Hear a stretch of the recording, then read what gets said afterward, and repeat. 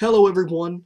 I'm a little bit behind on this discography review, so for the sake of making up for lost time, we're going to be doing 3 albums in this video to kind of make up for the delays. I'm working a lot more lately, working on some other projects too, some upcoming things, and so I've had a bit of a busy schedule the past couple of days. But where we left off, after Cryptic Writings comes Risk, and if you're a long-time Megadeth fan, you should know about Risk. Risk is that one album in the discography. This is Megadeth's Illud Divinum Insanus. This is their this is just their bad album. This album is not Megadeth at all, and it's got a disco feel to some of the songs. Yeah, there's a big influence with disco in this album. Mega disco. Yeah, try to think about that for a second. Megadeth and disco. It's almost a terrifying concept, and well, it was a terrible time for the band. But with Risk, it showed that the band had finally gone off the edge. And there's an interview you can look up. Well, not necessarily an interview, it's actually a making of Risk, where they're talking about the album and the process of this album. And the thing is that Marty and Ellefson were okay with it. They didn't have a problem with doing this. But Mustaine, the look on his face while they're talking about this is just, I don't want to be here, I don't want to be doing this. And at this point, Nick Menza's gone, which Nick Menza would probably be the most famous drummer from the band. He was replaced by Jimmy DeGrasso, who I believe is a superior drummer to Nick Menza in the fact that, he's really fucking good. I mean, Menza was on Rust in Peace and a lot of the classic albums, but Jimmy can play. If you want a perfect example of how well Jimmy can play, you can look up the Rude Awakening She-Wolf section of the DVD or the live set or whatever, and it's an extended version of She-Wolf, and it displays his drumming skill.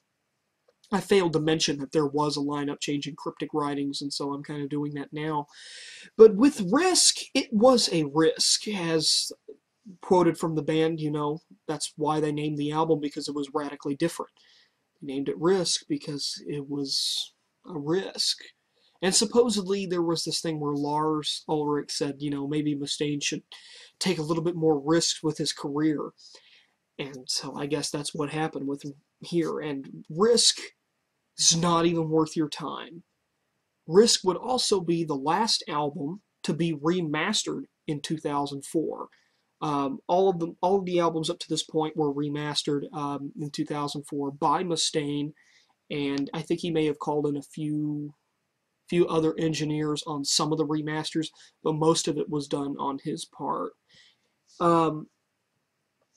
Risk is a no-no. I recommend avoiding Risk. I can't find any track off of this album that's even remotely salvageable. But a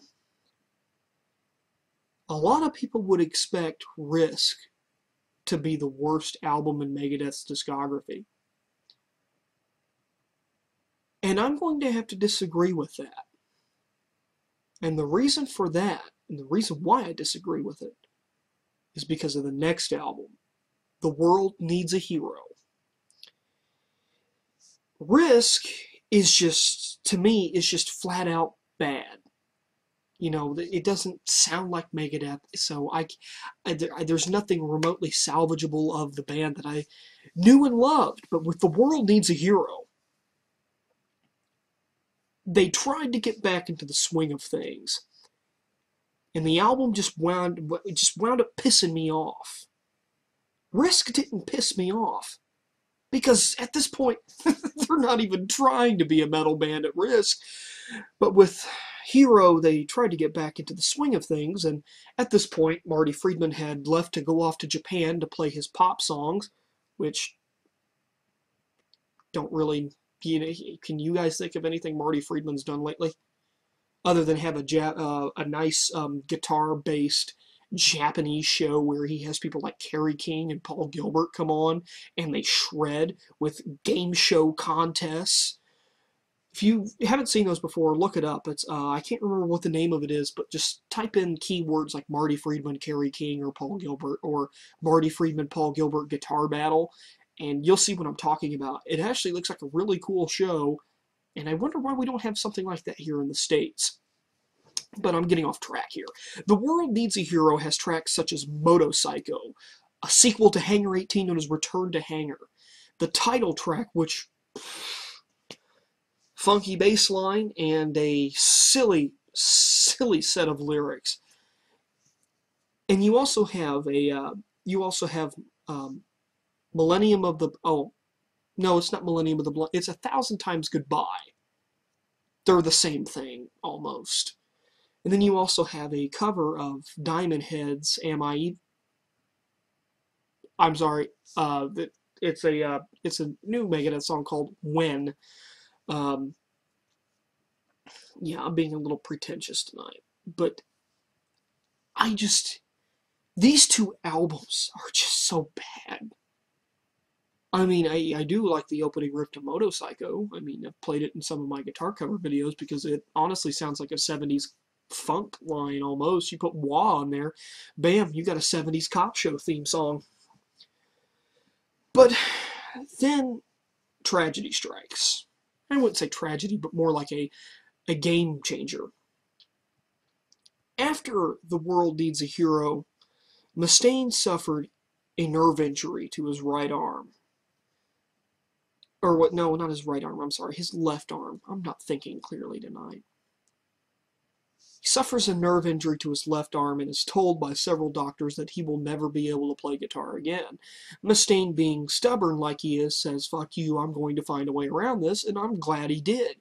Because with the next installment in the discography, The System Has Failed, which, by the way, The System Has Failed was meant to be a Dave Mustaine solo album, but then he decided, hey, you know what, I'm going to form Megadeth back together because after his injury, he decided to disband the group, say Megadeth is no more. I'm not doing any more Megadeth stuff. If I do anything musically, it's going to be solo work. So he decides, okay, let's bring Megadeth back together.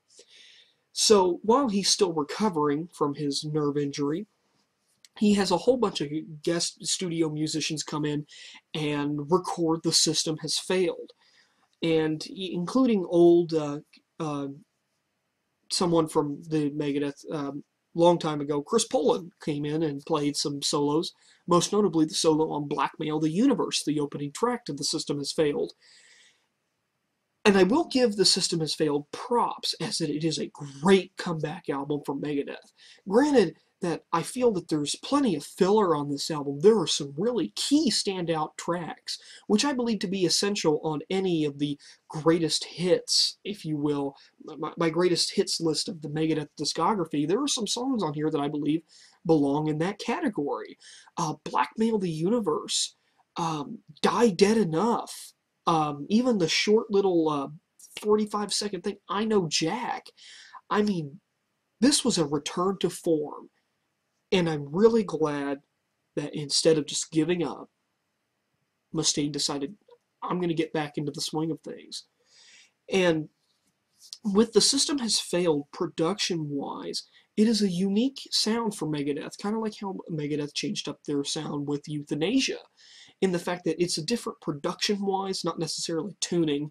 But with System, I find that yes, it's a return to form for Megadeth, but it still has those bits and pieces from the 90s, which still kind of made me weary of listening to the material. Standout tracks for me on The System Has Failed would be Blackmail the Universe, Die Dead Enough, The Scorpion is another great one. So, if I had to give a numerical grade for The System Has Failed, I would probably wind up giving it a 7 out of 10. You know, this is a great comeback, and I'm glad to know that he's back and better than ever. And then you get the next 3 albums in the discography, and then we're done. Which the next three would be, I like to think of the next 3 as the sequels, if you will, to Countdown to Extinction. So it's like if you were to take all of that crap out after Countdown and replace it with United Abominations next, that seems to me to be a more fluid Megadeth discography. And of course, there was several personnel changes after Megadeth disbanded. With the System Has Failed, on the Blackmail the Universe tour, you would have Sean Drover on drums, who's still in the band. You'd have Glenn Drover on guitar, who, Glenn, I know a lot of people who don't give Glenn too much credit. When he writes his own material, case in point, Metallusion, his solo album, is fantastic. He can play, but when he's trying to cover classic Megadeth stuff like some of Marty's solos on Rust in Peace, he can't quite nail it perfect.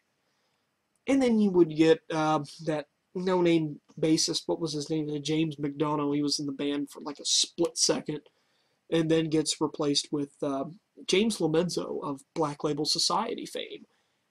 So really, this was a terrible, terrible time for Megadeth, but which quickly grew into the Megadeth we know and love today. And at this point, Megadeth, Dave Mustaine has become a born-again Christian, which a lot of people give him crap about that, and personally I can give 2 shits what he believes in. In fact, I believe it's been a nice catalyst for bringing forth new material, like what we'll see in United Abominations with songs like Never Walk Alone, A Call to Arms. So, risk, avoid it. The World Needs a Hero, I don't really know, I can't give you any recommendation on that one because personally, I think it's the worst album in the discography. But The System Has Failed. Check it out. It's definitely unique. Danny here from Metal Couch, signing off.